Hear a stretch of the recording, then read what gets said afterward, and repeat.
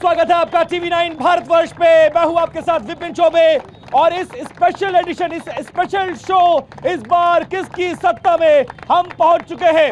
उत्तर प्रदेश के जो विधानसभा चुनाव जिन 9 सीटों पर हो रही है उसमें की सबसे सुपर हॉट सीट यानी मैनपुरी की करहल विधानसभा, और करहल की एक बहुत बड़ी तादाद में हमारे साथ जनता है, तो जोरदार तालियों से सर अपना स्वागत करिए। और ये पता चलना चाहिए कि मैनपुरी वालों में इस उपचुनाव को लेकर उत्साह है कि नहीं है। मैनपुरी वाले उत्साह है कि नहीं है? आवाज नहीं आ रही है या नहीं है? तो देखिए यहां का मुकाबला इस बार इसलिए दिलचस्प हो गया है क्योंकि मुकाबला दो बड़े नेताओं के दमादों के बीच में है। एक तरफ लालू प्रसाद यादव के दामाद तेज प्रताप यादव मैनपुरी में अखिलेश यादव के बाद अब इस सीट को समाजवादी पार्टी की तरफ से संभाल रहे हैं, तो दूसरी तरफ मुलायम सिंह यादव के दामाद धर्मेंद्र यादव के बहनोई यानी अनुजेश प्रताप यादव पर बीजेपी ने दाव लगा दिया है। ऐसे में मुकाबला दिलचस्प है और इस बार का उपचुनाव इसलिए भी महत्वपूर्ण है क्योंकि 2 दशक बाद बीएसपी भी इस चुनाव में उतर गई है। लोगों से करेंगे बातचीत, लेकिन उससे पहले कुछ खास मेहमानों को हमने बुलाया है जो अपनी पार्टी का पक्ष रखेंगे। सबसे पहले बीजेपी का पक्ष रखने के लिए गौरव नंदू जो कि पूर्व प्रत्याशी रहे हैं सदर विधानसभा से, जरा जोरदार तालियां बजाकर स्वागत करिए। इसके बाद समाजवादी पार्टी से गौरव कुमार गौरव ये पार्टी का पक्ष रखेंगे और नसीब पठान साहब कांग्रेस से अपनी पार्टी का पक्ष रखेंगे। सबसे पहले गौरव नंद जी, मैं आपके पास, आप बीएसपी से चुनाव लड़ चुके हैं, आप बीजेपी में हैं, लेकिन सबसे बड़ा सवाल ये, जिस परिवारवाद का विरोध करते आए हैं करहल में वही आकर आप धराशायी हो जाते हैं। उसी यादव परिवार से, उसी कुनबे से आदमी उठा लाते हैं। क्या आपके पास कैंडिडेट नहीं था? क्या आपको अपने कैंडिडेट पर भरोसा नहीं था? क्या आपके कैडर में ऐसा कोई नहीं था जो चुनाव लड़ने के लिए हामी भरे? यादव परिवार से आने वाले शख्स अनुजेश यादव पर ही आपने दाव क्यों लगाया? देखिए, सबसे बड़ी बात यह है, जहां तक हमारी मोदी योगी जी की जो भाजपा सरकार है वो किसी एक जाति या एक समाज की पार्टी नहीं है।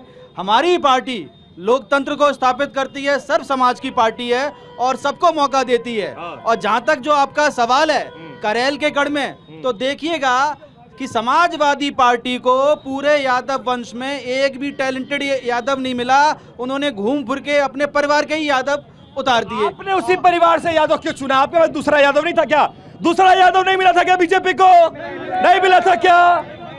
देखिए, जब मान सम्मान की बात आ जाए और हमें जो यहाँ के यादव भाई है उनका भी मान सम्मान रखना है, तो हम यहाँ लालू प्रसाद यादव जी के दामाद को जिताएंगे या मुलायम सिंह यादव जी के दामाद को जिताएंगे? तो मैं पूछ लेता हूँ, मैनपुरी वालों ये बताओ, मैनपुरी वालों बीजेपी के यादव की तरफ हो या अखिलेश यादव के यादव की तरफ के? किस यादव? अखिलेश यादव या योगी जी? अखिलेश यादव या बीजेपी? गौरव भाई, आपका पलड़ा इतना भारी लग रहा है, हालांकि ये आपका गढ़ है, ये अजय रही है, आपके पास मैं वापस आऊंगा। देखिए, एक बड़ी खबर आ रही है, एक बड़ी खबर आ गई। उत्तर प्रदेश के उपचुनाव की तारीख बदल गई है। 13 नवंबर की जगह अब 20 नवंबर को यूपी में उपचुनाव होगा, यानी चुनाव टल गए हैं। यूपी में उपचुनाव की तारीख को बदल दिया गया है। 13 नवंबर की जगह अब 20 नवंबर को यूपी में उपचुनाव होंगे। और यह सबसे बड़ी खबर सबसे पहले आप TV9 भारतवर्ष पर देख रहे हैं। उत्तर प्रदेश में उपचुनाव की तारीखों को बदल दिया गया है। हम इस वक्त मैनपुरी में मौजूद हैं और एक एक अपडेट यूपी के उपचुनाव से जुड़ी हुई हम आप तक पहुंचा रहे हैं। तो आप समझिए कि इसको लेकर जनता क्या सोचती है, उस पर आएंगे। लेकिन मेहमानों के पास गौरव भाई, जो माहौल, जो वॉइस, जो जोश, जो उत्साह नजर आ रहा है उस पर तो बात करेंगे, लेकिन यूपी में उपचुनाव की तारीख बदल गई। 13 नवंबर की जगह अब 20 नवंबर को चुनाव होंगे। सबसे पहले मैं इसी पर बोलना चाहूंगा, जो ताजा अपडेट आया है, आप अपने चैनल पर अभी चलाइए। भारतीय जनता पार्टी 10 वर्ष से सत्ता में होने के बावजूद भी इतनी डरी हुई है कि वो चुनाव में नहीं आ पा रही है और उन्होंने आगे अपनी डेट बढ़ा ली है। भारतीय जनता पार्टी इतनी बुरी तरह से डरी हुई है कि वो चुनाव में नहीं आ पा रही है। वो चुनाव में आएंगे। 9 सीट पर चुनाव हो रहा है, वैसे 10 पे होना था। मिल्कीपुर पर वो डरे हुए थे, मिल्कीपुर पर पहले उन्होंने चुनाव नहीं कराया। अब जो 9 सीट पर चुनाव हो रहा था उसकी डेट भी आगे बढ़ी हुई है। लेकिन ये तो त्योहारों की वजह से बढ़ गया। 13 तारीख को कुछ त्योहार है, चुनाव आयोग के पास बार बार ये रिक्वेस्ट की जा रही थी, क्योंकि तमाम नहान है, स्नान है, तमाम चीजें हैं। इस बीच में रिक्वेस्ट की गई थी, रिक्वेस्ट मान के 7 दिन में क्या हो जाएगा? कैसा डर, किस तरह का डर? सबसे बड़ा सवाल तो इस देश के चुनाव आयोग पे ये है कि ये जो त्योहार था ये अचानक से टपका है क्या? नहीं, त्योहार पहले, उसके बाद बीजेपी का प्रतिनिधिमंडल गया है। मेरा अच्छा, जनता क्या जानती है? क्या ये डर की वजह से हुआ है, त्योहारों की वजह से? डर की वजह से।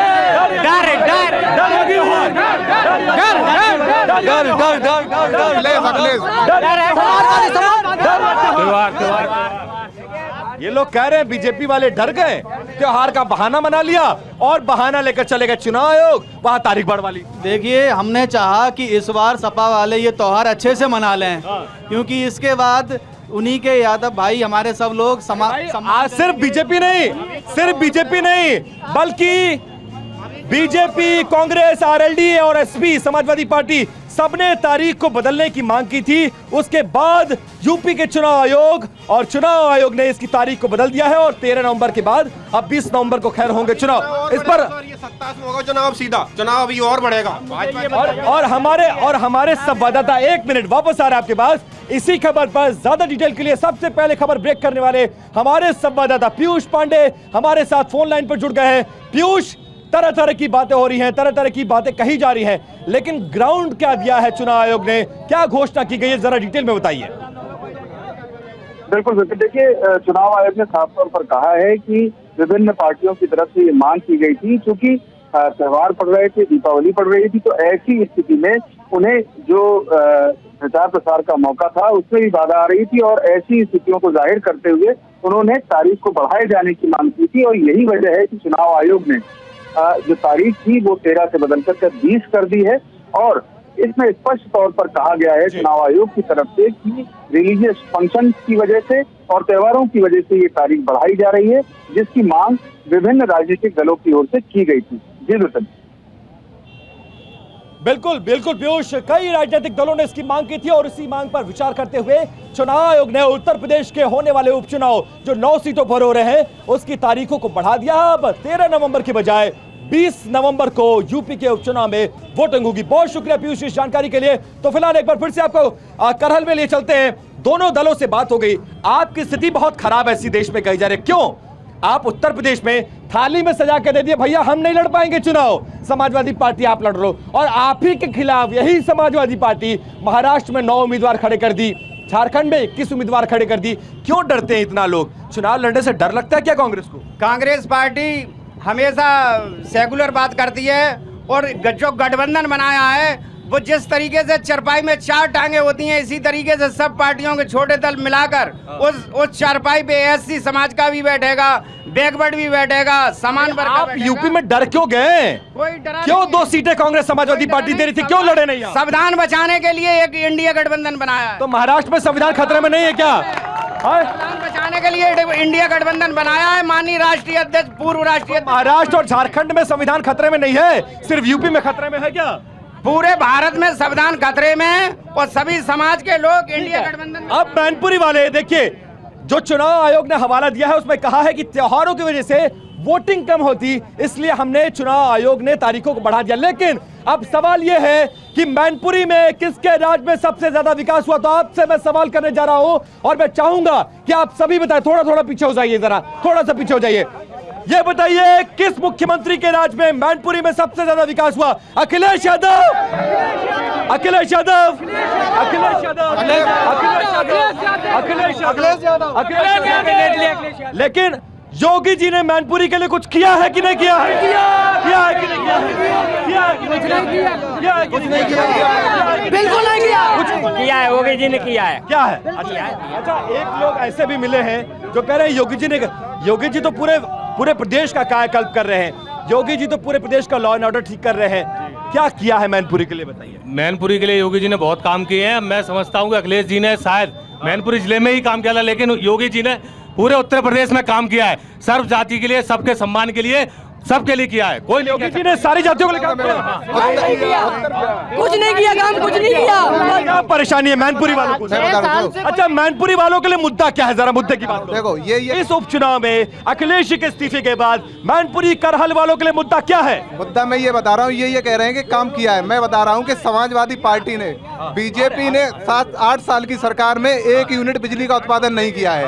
जो भी काम किया है सब समाजवादी पार्टी ने ही किया है। कोई भी पार्टी, सबसे बड़ा मुद्दा आज के समय में सबसे बड़ा मुद्दा है डीएपी खाद का।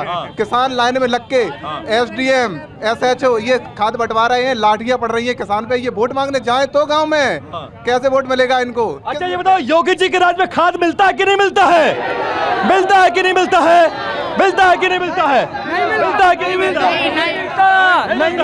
नहीं मिलता। योगी जी के राज में सिर्फ भ्रष्टाचार फैल रहा है और इसके अलावा कुछ नहीं है। भ्रष्टाचार, बेरोजगारी और विकास के नाम पे कुछ नहीं है। महंगाई हो रही है दिन प्रतिदिन। क्या कह रहे हो? खाद नहीं है, खाद नहीं है तो खाद कौन देगा? योगी जी देंगे? नहीं, अखिलेश भैया। अखिलेश भैया? तो अखिलेश भैया तो सत्ता में नहीं है, फिर कैसे खाद मिलेगा?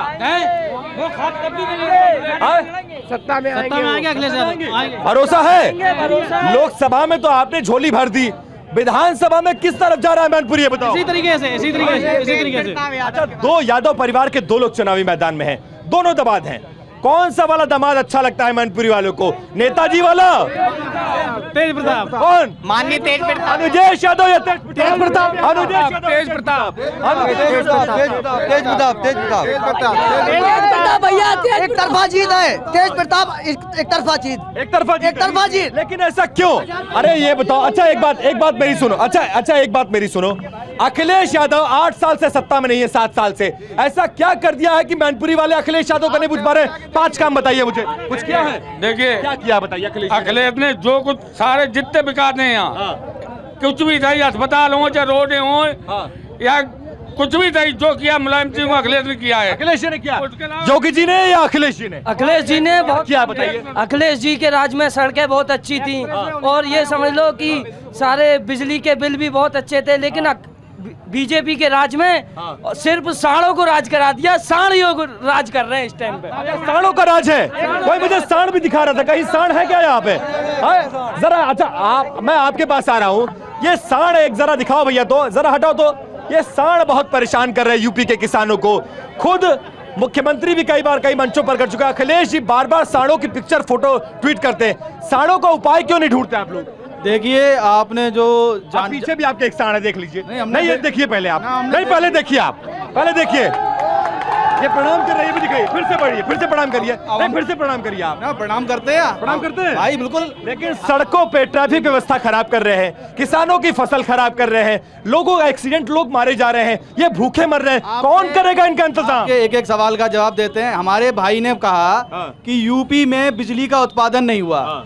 हम अपने साड़ पर आ जाइए, पहले बिजली की बात में कर लेंगे। आपको पता होना चाहिए कि जो सोलर पॉलिसी लाई गई वो पिछली योगी की सरकार में लाई गई, जिसके बाद 5,500 मेगावाट सोलर के प्लांट लगे हैं और जिससे जो ग्रीन रिवॉल्यूशन है उसके लिए ठीक है, मान गए। साड़ पर जवाब दे दीजिए।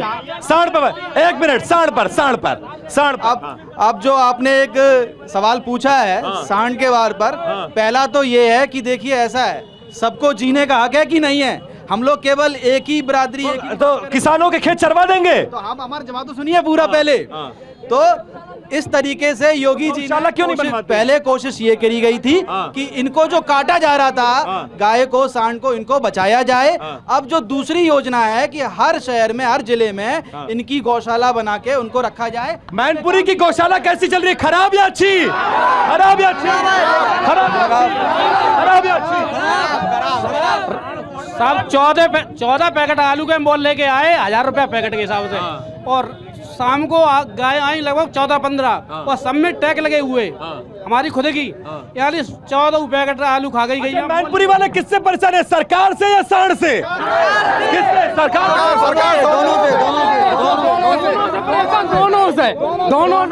दोनों से साड़ से भी, सरकार से भी। कैसे? मतलब साड़ तो मान लो खेत चर ले रहा है, सरकार तो अच्छी चल रही है, इतना बढ़िया लॉ एंड ऑर्डर कर दिया है, अपराधी थाने में जाकर खुद सरेंडर कर रहा है, बड़े बड़े बदमाश मार दिए गए। क्या है, शाम को यहाँ पे वोटिंग मांगने के लिए आए थे ये लोग, ठीक है, इनने यहाँ पे ही ट्रैफिक जाम कर दिया। वोट कहाँ मांगते, गांव में जाओ मांगो जाके, यहाँ पे सब कुछ जनता को परेशान कर रहे हैं। काम कर देते हैं, जनता परेशान होती है। देखिए सबसे ज्यादा यूथ परेशान है सर। वो पेपर देके तो घर नहीं आ पाता सर, पेपर लीक हो जाता है। अच्छा, पेपर लीक का मुद्दा है। अब बिल्कुल सबसे बड़ा मुद्दा है सर। एक बात बताइए सर, ठीक है, पेपर लीक का मुद्दा नहीं है। हम आगरा पेपर देने गए सर, 100 किलोमीटर यहाँ से, 100 किलोमीटर यहाँ से पेपर दे रहे गए हम, ठीक है, और हम घर आगरा वापस नहीं आ पाए, पता चला पर्चा लीक हो अच्छा गया। ये बताओ, मैनपुरी वाले, मैनपुरी के लोग, थोड़ा पीछे चलिए, आपके पास आ रहा हूँ। मैनपुरी वालों के लिए इस ओवर के उपचुनाव में पेपर लीक कोई मुद्दा है कि नहीं है? बहुत बड़ा मुद्दा है, इतना बड़ा मुद्दा है। आप ये बताइए, पेपर लीक पर वोट पड़ेगा इस बार? मैं जो कह रहा हूँ आप उसे सुनिए। अभी एक कानून व्यवस्था की बात हो रही थी। योगी सरकार जब आई उससे पहले चुनाव प्रचार में यह कहा गया कि बेटियां रात के 12 बजे यहाँ पे घूम सकती हैं। ये कहा गया, आप भी मीडिया से आपको पता होगा। करवा चौथ के दिन महिला कांस्टेबल उत्तर प्रदेश पुलिस की करवा चौथ मनाने जा रही थी और उसके साथ रेप हो गया। सोचिए, जब पुलिस की महिला कांस्टेबल सुरक्षित नहीं है तो आम लड़की के साथ क्या होगा? क्या कैसी कानून व्यवस्था है? एक तरफ अपराधी हाथ में तख्ती लटका के आ रहे हैं और कह रहे हैं साहब एनकाउंटर मत करिएगा, और दूसरी तरफ करवा चौथ के दिन महिला कांस्टेबल को टांग लिया जाता है, रेप जैसी जघन्य वारदात की जाती है। सवाल तो उठेंगे ना। हमारे जो सपा के साथी है उन्होंने पूरी बात नहीं बताई। आप आरटीआई से जवाब मंगा लीजिए कि सपा के शासन में कितने रेप हुए हैं। आपको पता होना चाहिए, योगी एकमात्र ऐसी सरकार है कि जिसने रेप। जनता से पूछ लेते हैं, रुकिए मैं जनता से। अच्छा आप लोग ये बताइए, किसके राज में, एक मिनट एक वापस आ रहे हैं। अभी हाल ही में आगरा में 30 तारीख को दीपावली वाले दिन थाना मलपुरा में दलित समाज की 8 साल की बेटी के साथ जघन्य अपराध हुआ, उसके हत्या की गई है। और कानून व्यवस्था किसके राज में छता? योगी जी में, अखिलेश जी में?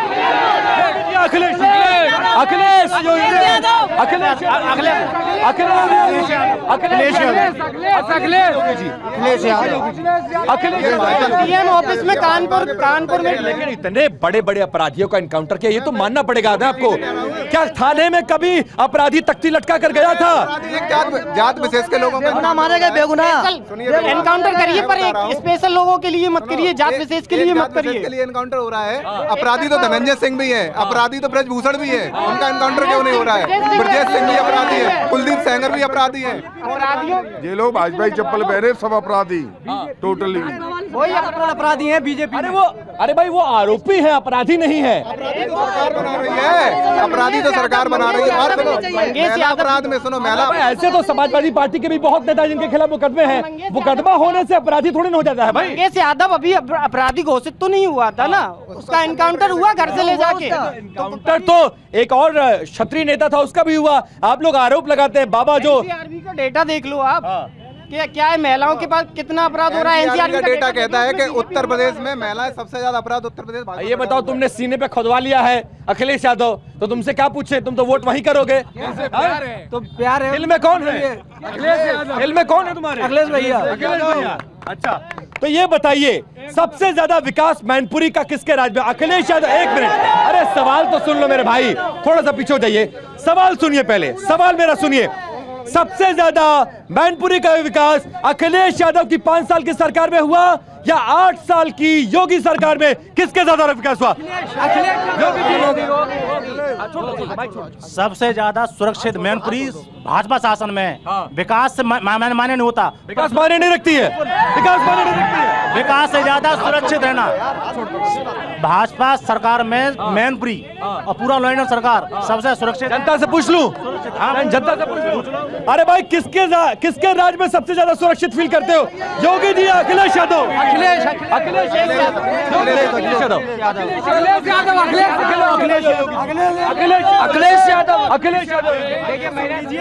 भैया ये कह रहे हैं मैनपुरी सबसे ज्यादा सुरक्षित भाजपा सरकार में। नवोदय विद्यालय में एक बेटी का रेप हुआ और उसको मार दिया गया, आज तक ये लोग जांच नहीं करवा पाए। क्या बात कर रहे हैं ये? नवोदय विद्यालय मैनपुरी में एक बेटी का रेप हुआ, आज तक उसकी जांच नहीं हुई कि उसका रेपिस्ट था कौन। ये किस मुंह से कह रहे हैं मैनपुरी सुरक्षित है? इससे पहले भी हाथरस कांड हुआ है और ये गाय गोबर जन्ना वाली सरकार है साहब, ये जातियों को बांटने वाली सरकार है। गाय गोबर गन्ना जन्ना हिंदू मुस्लिम पाकिस्तान वाली सरकार है। ये सरकार हमारी है। 100 नंबर 108 नंबर समाजवादी पेंशन, वृद्धावस्था पेंशन, लुलू मॉल जिसका फीता काटा, लाइन सफारी, आप विकास नहीं गिन पाओगे सुबह शाम तक। ये विकास की बात करते हैं, ये बेरोजगारी की बात नहीं करते हैं, ये माफिया है। आए समझ में नहीं? ये रोजगार की बात नहीं करते हैं, विकास की बात नहीं करते हैं, कोई इन्होंने कॉलेज नहीं बनाया। यहाँ जो है वो सब सपा वाले बोल रहे हैं, भाजपा का भी कोई समर्थक है कि नहीं है? क्या किया है योगी जी ने? यहाँ मैनपुरी वाले तो सत्ता के 5 साल सुख भोगने के बाद 7 साल से सत्ता नहीं देखी, फिर भी अखिलेश यादव अखिलेश यादव अखिलेश यादव अखिलेश। कोई बात नहीं, क्या किया है सर? कोई बात नहीं, मैं योगी जी ने कुछ किया है कि मैं भैया की बात का जवाब देता हूँ। माननीय श्रद्धेय नेताजी के खत्म होने के बाद अखिलेश यादव जी को वो सीट पे बैठा गए थे सीएम की, उसके बाद 2 चुनाव निकल गए। क्या विकास किया, क्या सम्मान किया जो अखिलेश यादव सरकार? विकास तो वो करेगा जो सरकार में रहेगा ना। विधानसभा का ही नहीं है, ये विधानसभा है कहाँ? करहल के नहीं है, आप बाहर से हैं। बाहर वाले आ गए क्या करहल में? अरे बाहर करहल की बात, मैनपुरी की तो है। हम लोग जब मालूम पड़े इटावा पाकिस्तान में बजट ही नहीं याद हमारे जिले में काजे संसद। अब इनकी बात सुनो, आप लोग बात करोगे तो बात नहीं आएगी। हमारे जिले में काजे बजट ही नहीं याद विधानसभा से। या बजट नहीं देते याद है? योगी जी बजट नहीं देते भैया, क्यों भेदभाव करते हैं? ये कह रहे हैं योगी जी का बजट पूरे उत्तर प्रदेश के लिए, योगी जी का बजट पूरे उत्तर प्रदेश के लिए, मैनपुरी के लिए है कि नहीं है? इनका कहना गलत है, क्योंकि आपको पता होना चाहिए कि जब से योगी सरकार में माननीय जयवीर सिंह पर्यटन मंत्री यहाँ से मंत्री बने हैं, तो इस बार मैनपुरी का भी बजट पिछले शासन कालों से बढ़ा दिया गया है। ये शायद इनको जानकारी नहीं है। इनको ये भी पता होना चाहिए कि जो मैनपुरी को ज्यादा बजट किसके राज में मिला, अखिलेश जी के या योगी? समाजवादी लेकिन एक अच्छा, आप शांत होकर सुनिएगा मेरा सवाल। मैं आ रहा हूं आपके पास, थोड़ा पीछे हो जाइए, मैं आ रहा हूं आपके पास। जरा ये बताइए, आजकल पोस्टर वार बहुत चल रहा है। योगी जी का नारा एक आ गया है, बटेंगे तो कटेंगे, और समाजवादी पार्टी जवाब दे रही है, जुड़ेंगे तो जीतेंगे। जुड़ेंगे तो जीतेंगे। अच्छा, कौन सा नारा ज्यादा फेमस है, बटेंगे कटेंगे या जुड़ेंगे जीतेंगे? जुड़ेंगे तो जीतेंगे। कौन सा नारा? जुड़ेंगे तो जुड़ेंगे तो जीतेंगे। कौन सा जुड़ेंगे? कौन देंगे? जुड़ेंगे जीतेंगे। जुड़ेंगे जीतेंगे।